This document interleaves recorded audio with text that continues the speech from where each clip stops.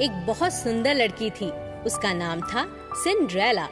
वह अपने पिता, सौतेली माँ और 2 सौतेली बहनों के साथ रहती थी। पिता की मृत्यु के बाद सौतेली माँ और बहनें उसे परिवार का सदस्य भी न मानती और घर का सारा काम करवाती। सिंड्रेला बहुत अकेली हो गई थी।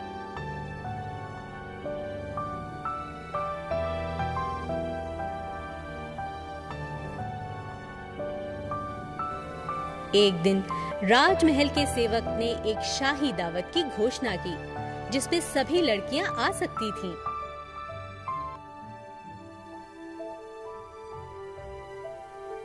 मैं अपनी लाल पोशाक पहनूंगी, बड़ी सौतेली बहन ने कहा।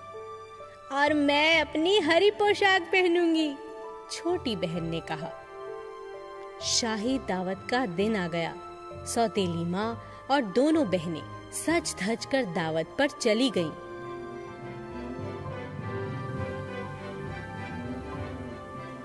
खिड़की से उन्हें जाता देख सिंड्रेला उदास हो गई। काश मैं भी शाही दावत पर जा पाती।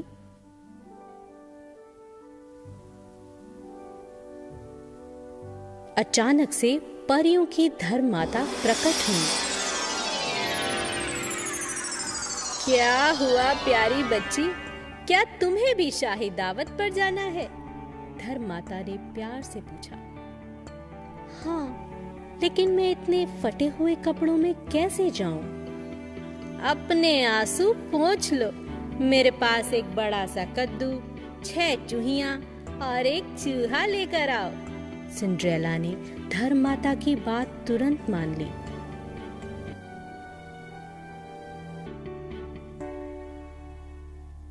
धर्म माता ने कद्दू को अपनी जादुई छड़ी से छुआ और एक सोने की सुंदर पालकी में बदल दिया।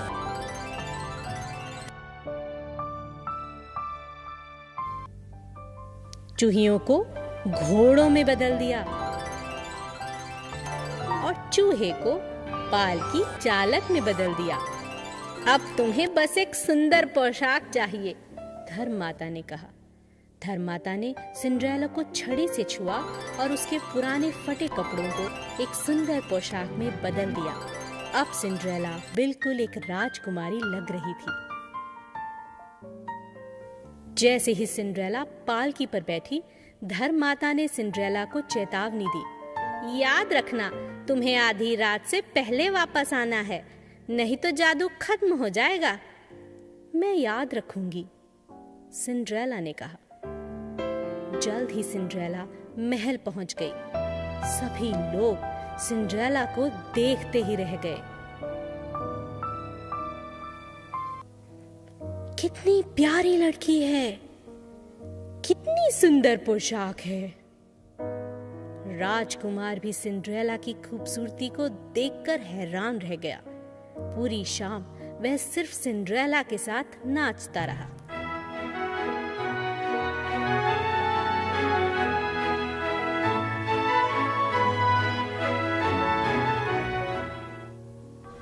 अचानक जब घड़ी में 12 बजे, तब सिंड्रेला को धर्म माता की चेतावनी याद आई।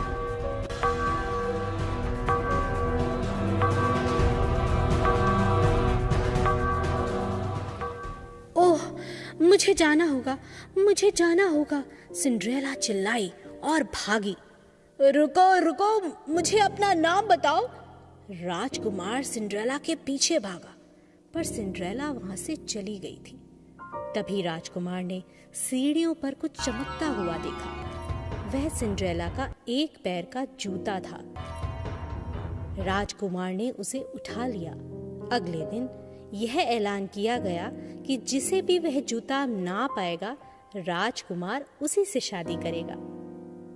राजकुमार का मंत्री घर घर जाकर उस जूते को सब लड़कियों को पहनाने लगा। जब मंत्री सिंड्रेला के घर पहुंचा, दोनों बहनों ने उस जूते को पहना, लेकिन किसी को भी वह पूरा नहीं हुआ। अब आपकी बारी है, मंत्री ने सिंड्रेला से कहा। पर यह तो सिर्फ एक नौकरानी है, सौतेली माँ ने कहा। इसे भी यह पहनना चाहिए, मंत्री ने कहा। जूता अच्छे से सिंड्रेला को नाप आ गया। उसकी सौतेली माँ और बहनें हैरान रह गईं। तभी धर्ममाता प्रकट हुई।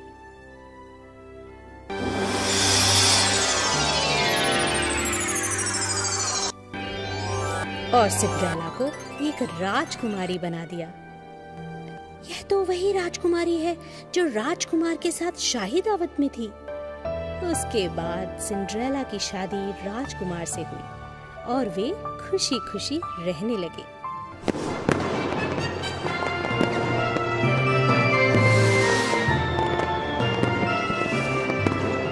एक समय की बात है।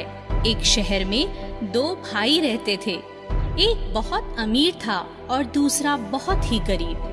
एक भाई के पास सब कुछ था, वहीं दूसरे के पास खाने को ना रोटी ना पहनने को कपड़े। उसका परिवार भूख से मर रहा था। उसके पास खाना खरीदने के पैसे भी न थे। वह अपने भाई से मदद मांगने जाता, पर बड़ा भाई उसकी कोई मदद न करता। एक दिन वह काम की तलाश में भटक रहा था। रास्ते में उसे एक बूढ़ी औरत दिखी। उसके पास लकड़ियों का एक बहुत बड़ा गट्ठर था। माँ जी, यह लकड़ियाँ भारी हैं, मैं आपकी मदद कर देता हूँ। क्या हुआ बेटा, तुम इतने दुखी क्यों हो? माँ जी, मैं क्या करूँ, मेरा परिवार भूख से मर रहा है और मैं कुछ नहीं कर पा रहा। मेरे पास कोई काम नहीं है, क्या आप मेरी मदद कर सकती हैं? अच्छा बेटा, अगर तुम यह लकड़ियों का गट्ठर मेरे घर तक ले आओ तो मैं तुम्हें एक ऐसी चीज दे सकती हूँ बेटा, जिससे तुम अमीर हो जाओगे। ठीक है।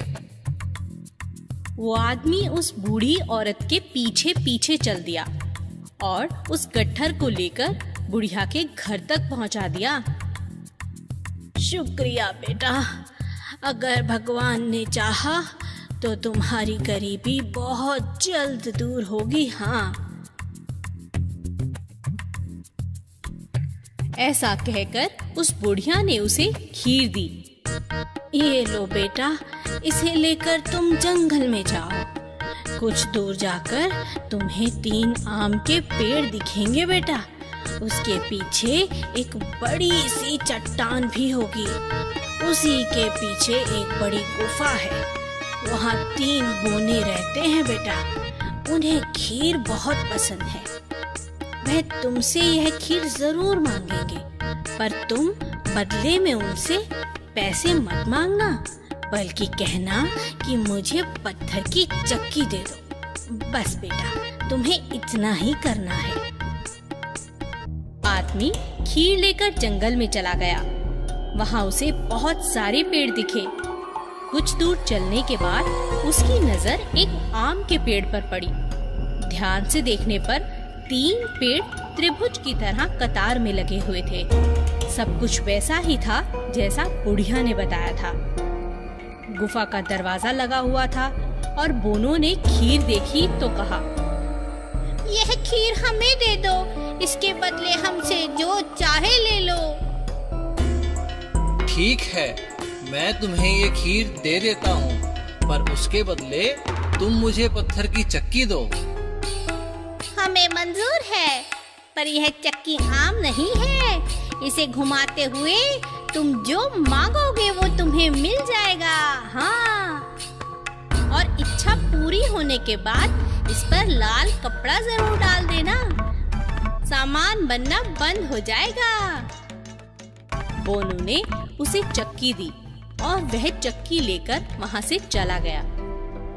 उसने देखा उसका परिवार भूखे मारे जमीन पर पड़ा था। उसने अपनी पत्नी से एक बड़ा कपड़ा लाने को कहा, जिस पर वह चक्की को रख सके। वह चक्की घुमाने लगा और कहा, चक्की चक्की दाल निकाल। और फिर वहाँ दाल का ढेर लग गया। उसने चक्की पर लाल कपड़ा डाल दिया। दाल निकलनी बंद हो गई। उसने कपड़ा हटाया और फिर चक्की से कहा, चक्की चक्की चावल निकाल। ऐसे ही वहाँ चावल का भी ढेर लग गया। सभी ने भर पेट खाना खाया। फिर उसने चक्की से रोज नई नई चीजें निकालना शुरू कर दिया। कभी आटा, कभी दाल, चावल, ज्वार, और वो सारा सामान बाजार में बेचने लगा। धीरे धीरे उसके पास बहुत सारा धन जमा हो गया और देखते ही देखते वो अमीर हो गया। उसने एक अच्छा सा घर बना लिया। उसकी पत्नी, बच्चे सभी बहुत खुश रहने लगे। पर यह सब देख उसका बड़ा भाई हैरान हो गया। वह जलने लगा। अरे यह क्या? कुछ दिन पहले तो यह भूखा मर रहा था, तो अचानक उसके पास ये धन कैसे आया? दाल में कुछ काला है। इसी बात का पता लगाने वह छोटे भाई के घर में छिप छिप कर नजर रखने लगा। अगले दिन मौका पाकर वह भाई की चक्की चुरा लाया और शहर छोड़कर अपने परिवार के साथ भाग गया। रास्ते में जाते जाते उसने चक्की को आजमाना चाहा और चक्की से पूछा, चक्की चक्की नमक निकाल।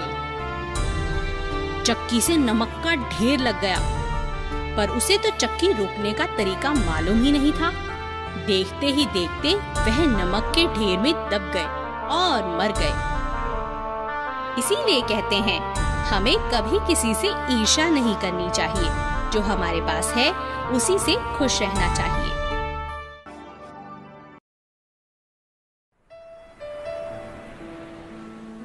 द लिटिल मरमेड, नन्ही जलपरी। समंदर के बहुत अंदर, जहाँ सूरज की किरणें भी नहीं पहुँच पाती, एक बड़ा सा महल था। वहाँ राजा अपनी माँ और 6 बेटियों के साथ रहता था। जलपरियों को समंदर से बाहर निकलने की इजाजत नहीं थी जब तक वे 15 साल की नहीं हो जाती। जैसे जैसे वे 15 साल की होती गईं, वे बाहर समंदर के जाकर देख सकती थी। जो भी जलपरी घूमकर आती, सबको बताती उसने क्या देखा। किसी ने सुंदर महल तो किसी ने सुंदर शहर देखा। सबकी बातें सुन सबसे छोटी जलपरी जल्द से जल्द घूमने की इच्छा रखती, जिसका नाम था एरियल। आखिर वो दिन भी आ गया जब एरियल भी 15 साल की हो गई। अब मैं भी इंसानों की धरती देख पाऊंगी। जलपरी ने शाम होने का इंतजार किया और जब वो समंदर के बाहर निकली, उसने एक बहुत सुंदर बड़ी सी शिप को देखा। मुझे सुंदर शिप को पास से देखना चाहिए, नन्ही जलपरी ने अपनी सबसे अच्छी सहेली से कहा। अचानक आसमान में आतिशबाजी होने लगी। सुंदर रंग बिरंगे पटाखे फूटने लगे और रात के अंधेरे में आसमान और भी सुंदर लगने लगा। मुझे जानना है, ये क्या सेलिब्रेट कर रहे हैं? जलपरी शिप के पास जाकर उसे देखना चाहती थी, इसलिए वो तैरती हुई वहां पहुंची, जहां उसे खूबसूरत सी खिड़की दिखाई पड़ी, जिस खिड़की के अंदर एक सुंदर राजकुमार बैठा हुआ था, जिसका नाम था एरिक। अचानक पानी में तेज तूफान उठा और शिप पानी में भटकने लगी। तेज तूफान और बिजली की गड़गड़ाहट देख जलपरी हैरान रह गई। जब तेज हवाएं चलने लगी, नन्ही जलपरी हैरान होकर शिप को देखने लगी।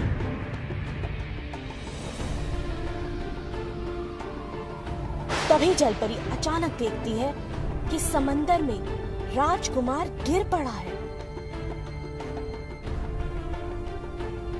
वह तुरंत पानी से उसे निकालकर बचा लेती है। राजकुमार बेहोश होता है। वह उसे समंदर के किनारे ले जाती है।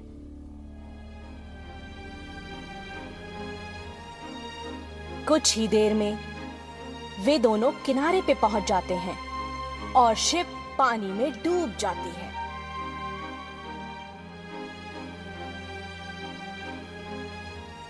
नन्ही जलपरी ने राजकुमार की जान बचा ली, लेकिन जैसे ही राजकुमार को होश आया वह समंदर की लहरों में गायब हो गई।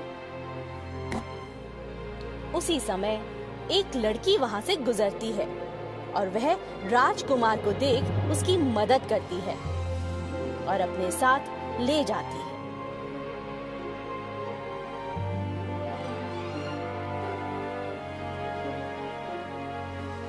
काश मैं दोबारा राजकुमार को देख पाऊं।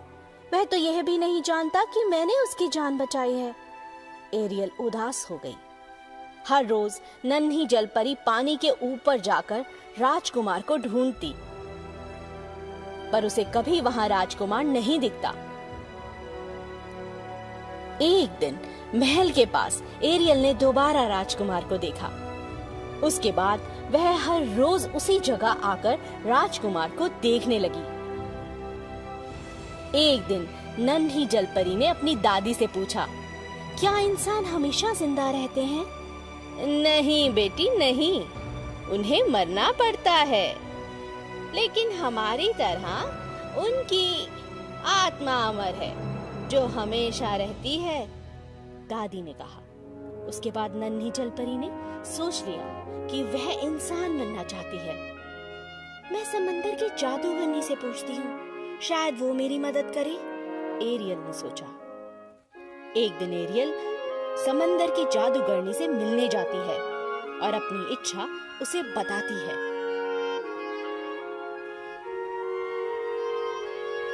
अच्छा, तुम राजकुमार से प्रेम करती हो, इसीलिए इंसान बनना चाहती हो।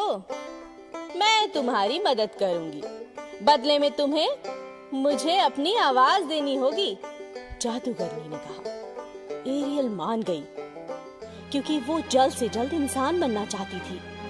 जादूगरनी ने नन्ही परी को जादुई पुड़िया दी और कहा, इसे खा लो, तुम इंसान बन जाओगी, लेकिन याद रखना अगर राजकुमार ने तुमसे शादी नहीं की तो तुम मर जाओगी। एरियल खुशी खुशी तैरती हुई समंदर के किनारे पहुंची और जादूगरनी की दी हुई पुड़िया को खा लिया। अचानक उसके शरीर में तेजी से हलचल हुई और वह बेहोश हो गई। जब एरियल को होश आया, उसने खुद को राजकुमार के महल में राजकुमार के ठीक सामने खुद को पाया। राजकुमार ने पूछा, तुम कौन हो?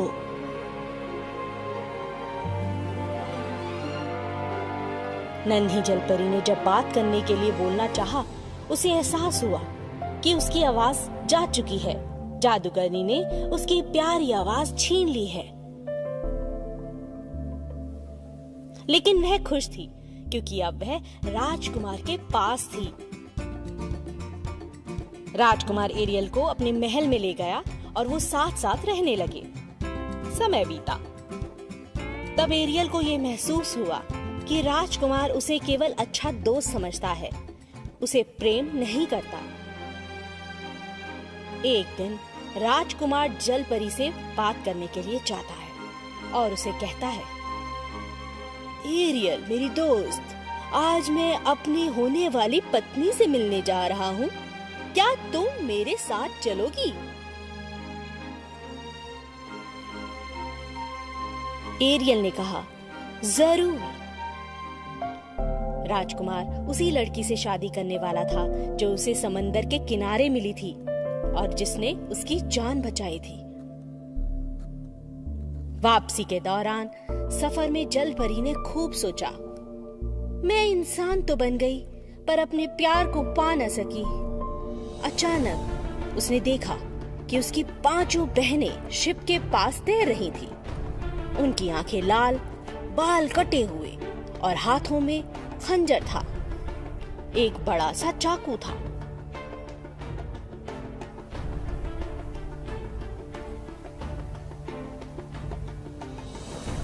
जलपरी हैरान थी। उसने उन 5 बहनों से पूछा, तुम सब यहाँ क्या कर रही हो? तुम्हारे बालों को क्या हुआ? एरियल, हमें जादूगरनी ने यहाँ भेजा है, बदले में वो राजकुमार को तुम्हारे द्वारा मरवाना चाहती है।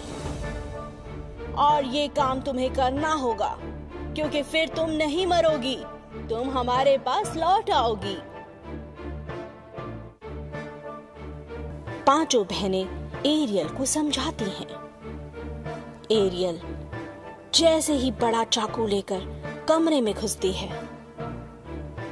मैं राजकुमार को नहीं मार सकती। जैसे ही एरियल ने खंजर को फेंका, वह पानी में जाकर गिर पड़ा और अचानक पूरा पानी लाल हो गया। और इससे पहले कि पांचों बहनें कुछ समझ पाती, एरियल समंदर में छलांग लगा देती है। लेकिन समंदर के अंदर जाने की बजाय वह समंदर से ऊपर उड़ने लगती है। एरियल को लगा वह ऊपर और ऊपर जा रही है, आसमान की ओर, हजारों परियों के पास। परियों से उड़ती हुई अपने आप को महसूस कर रही थी। आओ, तुम्हारा बादलों की दुनिया में स्वागत है। तुम यहाँ अपने अच्छे कर्मों के कारण आई हो। बादलों की परी ने कहा। छोटी जलपरी की दुनिया और खूबसूरत हो गई थी। वह खुशी से बादलों में उड़ने लगी। आखिर उसने राजकुमार से सच्चा प्रेम जो किया था।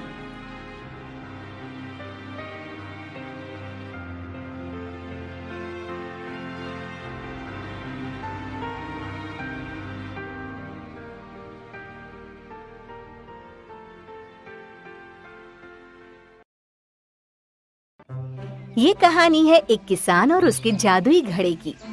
किसी दूर गांव में एक किसान रहता था जिसका नाम था राम। राम बहुत ही अच्छा और समझदार आदमी था। उसकी 5 एकड़ जमीन थी। अच्छा किसान होने के बावजूद भी उसके खेत में वो अनाज नहीं उगा पा रहा था। जबकि बाकी किसान फसल की कटाई भी करते और बीज भी बोते, राम हर रोज कुदाल चलाता और चलाता, पर उसकी जमीन बंजर ही रहती। ओ राम, तुम हर रोज क्यों कुदाल से खोदते हो? इस जमीन ने तुम्हें आज तक अनाज का एक दाना भी नहीं दिया। तुम्हें यह जमीन बेचकर किसी और जगह नई जमीन खरीदनी चाहिए। मगर भाई, ये जमीन तो मेरे पुरखों की है और वो इसी जमीन पर खेती किया करते थे। मैं जरूर कोई गलती कर रहा हूँ, पर मैं कोशिश करता रहूंगा। मेरी शुभकामनाएं तुम्हारे साथ है भाई। राम किसी भी कीमत पर अपनी जमीन नहीं बेचना चाहता था। उसने कई दिन तक खाना भी नहीं खाया, सिर्फ फल ही खाता था। राम ने हिम्मत नहीं हारी। वो हर रोज कुदाल चलाता रहा। मैं तब तक कुदाल से जमीन खोदता रहूंगा जब तक मेरी जमीन कोई अनाज नहीं उगाती। मैं हर साल बीज बोता हूँ, आखिर ये बीज जाता कहाँ है? राम कुदाल चलाता रहा, चलाता रहा। मैं बहुत थक गया हूँ। राम ने पूरे खेत में कुदाल चलाई। आखिर दोपहर के समय उसने आराम करने की सोची। भूखा होने के कारण राम कुदाल नहीं चला पा रहा था। वो अपना काम रोकने ही वाला था कि उसकी कुदाल जमीन में किसी चीज से टकराई। ये क्या है? ये आवाज तो किसी धातु की लगती है। ओह, कितना बड़ा घड़ा है। बड़ी अजीब बात है। भला कौन ऐसे धातु का घड़ा जमीन के इतने नीचे गाड़ सकता है? ये तो हद ही हो गई। राम को लगा कि उसकी इतनी कड़ी मेहनत बिल्कुल बेकार गई है। उसने अपनी कुदाल घड़े में फेंकी और पेड़ की छांव में जाकर बैठ गया। अब तो मुझे ये जमीन बेच ही देनी चाहिए। मैं कब तक ऐसे भूखा रहूंगा? ये बंजर जमीन मुझे कभी कुछ नहीं दे सकती। राम पेड़ की छांव में आराम से बैठकर फल खाने लगा। उसे भूख बहुत ज्यादा लगी थी और फल थे बहुत ही कम। वो घंटों वहाँ बैठकर अपनी जमीन के बारे में सोचता रहा और उदास हो गया। उसे पता था कि उसे अब जमीन बेचनी ही पड़ेगी, क्योंकि उसके पास कोई और रास्ता था ही नहीं। मुझे हिम्मत नहीं हारनी चाहिए। ये पुरखों की जमीन मुझे बेचनी ही होगी। मुझे अंधेरा होने से पहले घर चलना चाहिए। राम अपनी कुदाल लेने जैसे ही घड़े के पास पहुंचा, तो वहाँ का दृश्य देखकर वो हैरान रह गया। ये क्या? ये यहाँ किसने रखा होगा? मैं तो सारा दिन यहीं पर था। राम ने देखा कि घड़े में 100 कुदालें थी, जैसी उसके पास थी। वो समझ नहीं पा रहा था कि इनमें से उसकी कुदाल कौन सी है। ये नहीं हो सकता। क्या ये जादुई घड़ा है? मुझे और कोशिश करनी चाहिए। राम ने वो 100 कुदालें बाहर निकाली और घड़े में एक अंगूर का दाना रखा।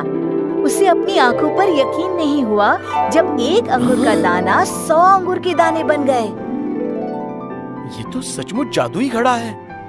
मुझे तो अब भी यकीन नहीं हो रहा है। इसे घर ले चलता हूँ। ये तो बहुत ही भारी है। इसके लिए रस्सी लगेगी। राम ने रस्सी का एक छोर घड़े से बांधा और दूसरा अपनी कमर से। फिर वो घड़े को घसीटता हुआ घर की ओर चल दिया। रास्ते में वो सोचता रहा कि घड़े में और क्या क्या चीजें डाली जाए। सबसे पहले मैं एक अंडा रखता हूँ। वैसे भी मुझे बहुत भूख लगी है और मैं सिर्फ फल ही तो खा रहा हूँ। राम तुरंत बाजार गया और अपने बचाए हुए पैसों से एक अंडा खरीदा।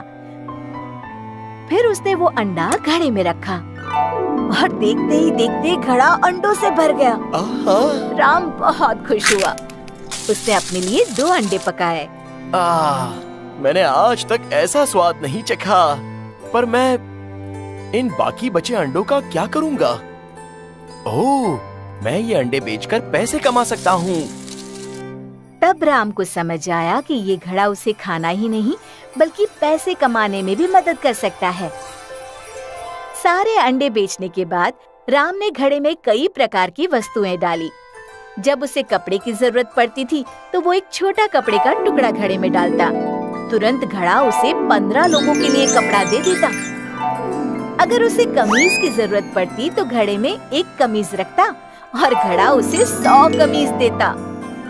इस तरह राम अनाज, फल और मसाले घड़े में डालता रहा और घड़ा भी उसे बहुत सारी चीजें वापस देता। गांव वाले राम की इस तरक्की से हैरान हो गए, पर किसी को भी सच्चाई का पता नहीं चला। राम हमेशा अपना घड़ा घर के एक कोने में कपड़े से ढककर छुपा के रखता था। एक दिन राम ने घड़े की परीक्षा लेनी चाही। उसने घड़े में एक मुर्गी रखी, ये देखने के लिए कि क्या होता है। अचानक घड़े से 100 मुर्गियां पंख फड़फड़ाते बाहर आने लगी। राम का घर मुर्गियों से भर गया। हर तरफ मुर्गियां ही मुर्गियां। ओह, मैंने एक मरी हुई मछली डाली होती तो अच्छा होता। ओह, अब मैं इतनी सारी मुर्गियां कैसे पकड़ूंगा? राम ने मुर्गियों को पकड़ना चाहा, पर नाकाम रहा। कभी वो मेज पर तो कभी चारपाई पर बैठ जाती। एक तो उड़कर उसके सर पर बैठ गई। ओह, हट जाओ, चलो सब यहाँ आओ।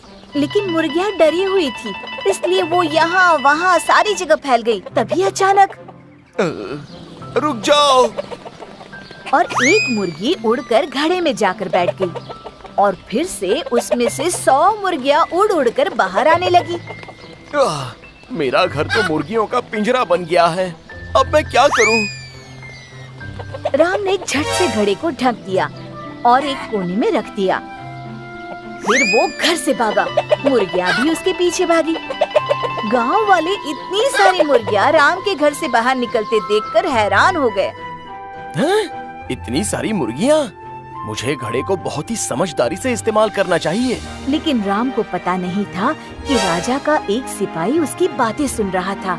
उसे घड़े के बारे में पता चला और तुरंत राजा के पास पहुंचकर उसने सारी कहानी बता दी। इतनी सारी मुर्गियाँ, वो भी एक घड़े से? ये कैसे हो सकता है?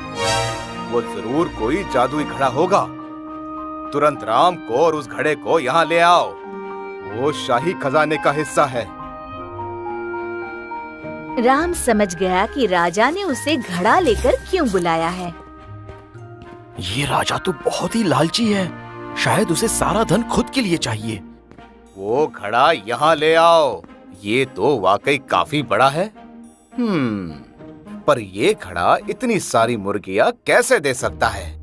जरा देखूं तो इसके अंदर क्या है।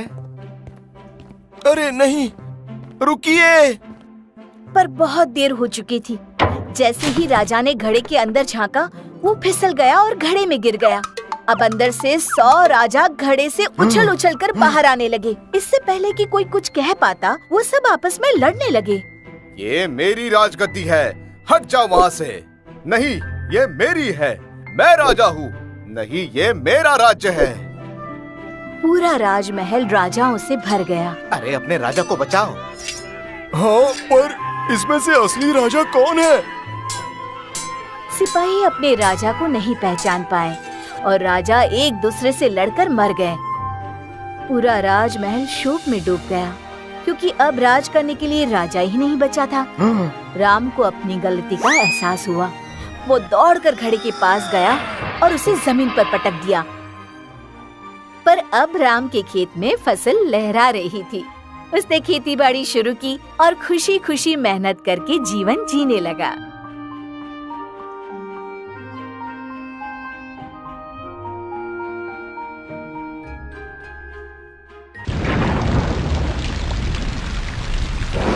अरे गौरव, चलो चलो जल्दी ऊपर आ जाओ, बाहर बारिश हो रही है। मम्मी हमें खेलने दो ना प्लीज, मजा आ रहा है। और कहानी कौन सुनेगा? ये मम्मी, आज आप कौन सी कहानी सुनाओगे? आओ मेरे साथ बैठो। आज जो कहानी मैं तुम्हें सुनाने वाली हूँ उसका नाम है स्नो वाइट और 7 बूंदों। एक बार सर्दियों में खूब बर्फ पड़ी। नरम मुलायम बर्फ रुई की तरह धरती पर गिर रही थी। रानी अपने कमरे की खिड़की को खोलती है और बाहर एक काली चिड़िया देखती है। रानी ने सुई को उंगली पर दबाकर खून का कतरा निकाल लिया और विश मांगी, काश मेरी अपनी बेटी का रंग इतना ही गोरा हो जितना कि बर्फ का, होंठ इतने ही लाल हों जितना मेरा खून, और बाल इतने ही काले हों जितनी ये काली चिड़िया। कुछ समय बाद रानी को बेटी हुई। वो बिल्कुल वैसी ही थी जैसा रानी ने विश किया था। रानी ने अपनी सुंदर बेटी का नाम रखा स्नो वाइट। कुछ समय बाद रानी की मृत्यु हो गई और स्नो वाइट के पिता राजा ने दूसरी शादी कर ली और नई रानी को लेकर आए। नई रानी बहुत सुंदर थी, लेकिन वह एक जादूगरनी थी। हर रोज वह अपने जादुई शीशे से बातें करती और पूछती, शीशे शीशे सच बताओ, सबसे सुंदर कौन बताओ? और शीशा जवाब देता, तुम ही सबसे सुंदर रानी, तुम ही सबसे सुंदर। रानी यह सुनकर खुश हो जाती क्योंकि वह जानती थी कि शीशा झूठ नहीं बोलता। सालों बाद स्नो वाइट एक बहुत सुंदर लड़की बन गई। एक दिन रानी ने फिर से शीशे से पूछा, शीशे शीशे सच बताओ, सबसे सुंदर कौन बताओ?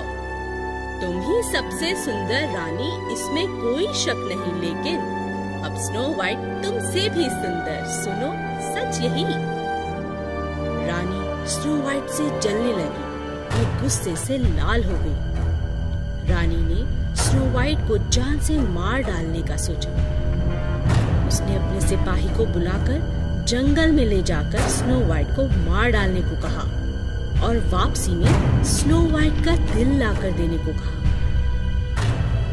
जिससे रानी को विश्वास हो जाए कि स्नो वाइट मर चुकी है। सिपाही स्नो वाइट को लेकर जंगल में चला गया और उसे मारने के लिए बड़ा सा चाकू निकाल लिया। स्नो वाइट डर गई और सिपाही के सामने गिड़गिड़ाने लगी।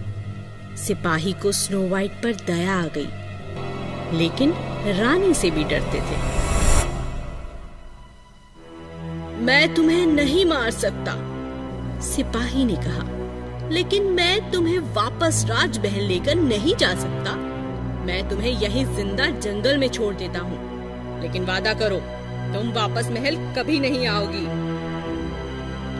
स्नो वाइट ने सिपाही की बात मान ली। सिपाही स्नो वाइट को जंगल में अकेला छोड़ चला गया और रास्ते में एक हिरन का शिकार कर उसका दिल लेकर रानी के पास पहुंचा। रानी को कहा कि यह स्नो वाइट का दिल है। स्नो वाइट जंगल में अकेली भूखी प्यासी भटकने लगी। चलते चलते उसने एक छोटा सा घर देखा।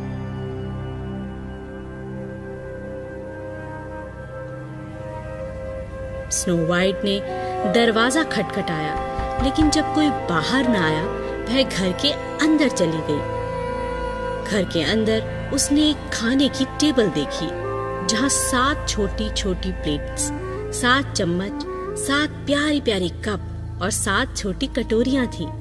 स्नो वाइट को बहुत भूख लगी थी, इसलिए उसने खाना खाया और घर के अंदर जाकर देखा, वहाँ 7 बेड लगे थे।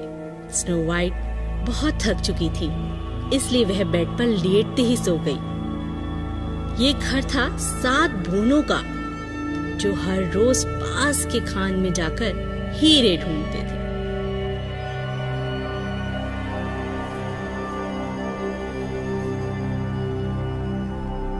जब वे रात में घर पहुंचे, उन्होंने देखा कोई घर में घुसकर उनका खाना खा चुका है। जब वे अंदर गए, उन्होंने एक सुंदर लड़की को देखा।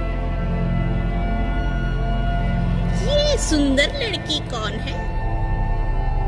जब स्नो वाइट उठी, उसने 7 बोनों को अपने बारे में बताया। बोनों को स्नो वाइट की बात सुनकर उस पर दया आ गई और उन्होंने स्नो वाइट को अपने घर में रख लिया, लेकिन समझाया भी कि जब वे घर में ना हो, स्नो वाइट घर का दरवाजा किसी के लिए भी ना खोले, क्योंकि अगर दुष्ट रानी को पता चला कि स्नो वाइट जिंदा है, वह उसे नहीं छोड़ेगी। स्नो वाइट खुशी खुशी बोनों के साथ रहने लगी। एक दिन फिर रानी ने जादुई शीशे से पूछा, शीशे शीशे सच बताओ, सबसे सुंदर कौन बताओ? शीशे ने जवाब दिया, तुम ही सबसे सुंदर रानी, तुम ही सबसे सुंदर। लेकिन स्नो वाइट सबसे सुंदर, रहती है 7 बोनों के घर। रानी गुस्से से पागल हो गई और समझ गई कि सिपाही ने उसे धोखा दिया है। अब रानी ने स्नो वाइट को खुद ही खत्म करने का सोच लिया। रानी एक बुढ़िया का भेष बदलकर जंगल में पहुंची और बोनों का घर ढूंढ लिया। स्नो वाइट खिड़की के पास बैठी थी। क्या तुम कंघी खरीदना चाहती हो? तुम्हारे बाल संवार दूं? आओ। स्नो वाइट बोनों की बात भूल चुकी थी। बुढ़िया को घर के अंदर आने को कहा। आओ, मैं तुम्हारी कंघी कर देती हूँ। कंघी में जहर लगा हुआ था। स्नो वाइट जमीन पर कंघी लगते ही बेहोश होकर पड़ी। रानी वहां से भाग गई। कंघी को स्नो वाइट के बालों में लगा छोड़ दिया। जब बोने काम से वापस लौटे, उन्होंने स्नो वाइट को बेहोश देखा। स्नो वाइट पर पानी डाला और कंघी को बालों से निकाल दिया। स्नो वाइट ने पूरी घटना बोनों को बताई। बोनों को लगा कि जरूर ये दुष्ट रानी ही है। बोनों ने स्नो वाइट को फिर समझाया कि वह किसी अजनबी को घर के अंदर ना आने दे। रानी ने कुछ समय बाद फिर शीशे से पूछा, शीशे शीशे सच बताओ, सबसे सुंदर कौन बताओ? तुम ही सबसे सुंदर रानी, तुम ही सबसे सुंदर। स्नो वाइट अभी भी है जिंदा, नहीं कोई उससे सुंदर। रानी ने सोच लिया, इस बार वो स्नो वाइट को हर हाल में मार डालेगी। रानी फल बेचने वाली का भेष बदल एक बार फिर जंगल में पहुंची। उसके पास बहुत से सेब थे और सबसे ऊपर जहरीला सेब था। सेब ले लो, सेब ले लो, ताजे ताजे सेब ले लो। स्नो वाइट ने दरवाजा नहीं खोला, पर वह खिड़की के पास जाकर देखने लगी। दिखाओ कैसे है तुम्हारे सेब? खाकर देखो प्यारी लड़की, ये बहुत स्वादिष्ट हैं, बहुत ही मीठे हैं। स्नो वाइट ने जैसे ही जहरीला सेब खाया, वह जमीन पर गिर पड़ी। रानी हंसती हंसती वहां से चली गई। रानी ने शीशे से फिर पूछा, शीशे शीशे सच बताओ, सबसे सुंदर कौन? तुम ही सबसे सुंदर रानी, तुम ही सबसे सुंदर। रानी खुश हो गई। जब बोनो ने स्नो वाइट को मरा हुआ पाया, वे उदास हो गए और एक कांच के कॉफिन में स्नो वाइट को रख दिया। बोनो ने अपने बगीचे में फूलों के साथ स्नो वाइट का कॉफिन रख दिया और उसे देखने लगे। अचानक एक राजकुमार वहां से गुजरा। जब उसने स्नो वाइट को देखा, उसे देखते ही स्नो वाइट से प्यार हो गया। राजकुमार ने बोनो से कहा, वह स्नो वाइट को अपने साथ तो नहीं ले जा सकता, क्या वो उसे किस कर सकता है? बोने मान गए। राजकुमार ने जैसे ही स्नो वाइट को किस किया, सारा जहर गायब हो गया और वह जिंदा हो गई।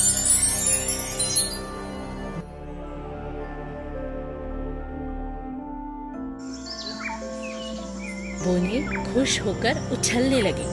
राजकुमार ने स्नो वाइट से शादी कर ली। फिर एक दिन रानी ने शीशे से पूछा, शीशे शीशे सच बताओ, सबसे सुंदर कौन? तुम ही सबसे सुंदर रानी, तुम ही सबसे सुंदर। लेकिन रानी स्नो वाइट तो है सबसे सुंदर। दुष्ट रानी ने गुस्से में आकर शीशे को तोड़ दिया। राजा को पता चल गया कि रानी ने ही स्नो वाइट को मारने की कोशिश की थी। स्नो वाइट 7 बोनों को अलविदा कह के वहां से चली गई। स्नो वाइट और राजकुमार ने शादी कर ली और खुशी खुशी रहने लगे।